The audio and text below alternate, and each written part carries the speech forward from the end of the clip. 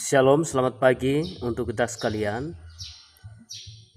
Pembacaan dan perenungan firman Tuhan telah sampai di 2 Korintus pasal yang ke-9.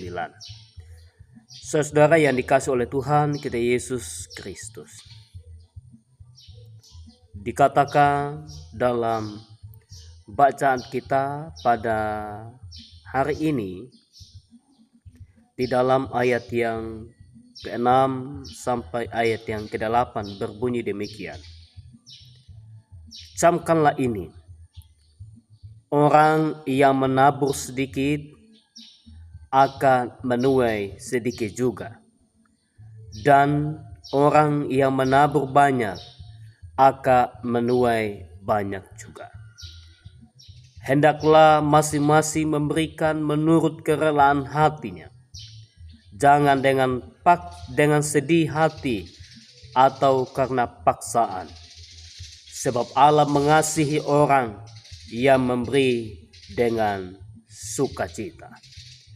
Dan Allah sanggup melimpahkan segala kasih karunia kepada kamu, supaya kamu senantiasa berkecukupan di dalam segala sesuatu, dan malah berlebihan di dalam pelbagai kebajikan. Saudara-saudara yang dikasihi oleh Tuhan kita Yesus Kristus, pada dasarnya pemberian jemaat Korintus itu akan berdampak besar kepada orang-orang di Yerusalem. Karena itu Rasul Paulus memberikan nasihat kepada jemaat yang ada di Korintus, supaya mereka yang berjanji, yang bernasar, boleh menyelesaikannya. Sebab tentu ada dampak saat mereka memberikan persembahan atau membayar nasar mereka untuk orang-orang di Yerusalem. Saudara-saudara yang dikasihi oleh Tuhan kita Yesus Kristus, dengan memberikan persembahan atau bantuan demi bantuan secara benar, maka jemaat-jemaat Korintus akan belajar mengerti hukum menabur dan menuai, dan mereka juga akan mengetahui tentang keajaiban pemeliharaan Allah yang tidak terbatas. Dalam catatan ini ada beberapa hal yang ingin saya sampaikan. Pertama, dengan bersikap murah hati dalam memberi, maka jemaat Korintus akan beroleh kemurahan Allah. Kedua, jemaat Korintus mereka harus memberi dengan sukarela, bukan dengan paksaan. Memberi dengan sadar, memberi dengan penuh kerelaan. Ketiga, Allah tahu pengorbanan setiap mereka yang telah memberi persembahan,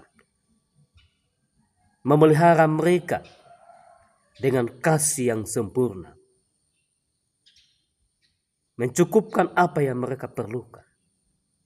Dan yang keempat, memberi sebagai wujud perhatian dan kasih kepada jemaat yang perlu, sebagai tanda ungkapan syukur kepada Allah bahwa betapa baiknya Tuhan dalam hidup berjemaat dan sebagai orang percaya.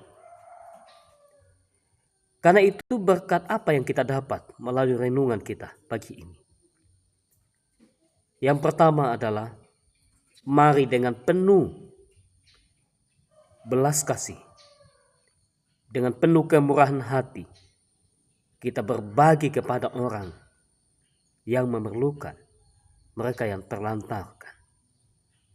Dan yang kedua, mari kita bersikap tulus dalam memberikan perhatian yang penuh kepada orang lain. Berilah dengan kerelaan, dan saya pastikan Tuhan pasti menopang, memelihara hidup kita. Tuhan Yesus memberkati kita pagi ini. Amin.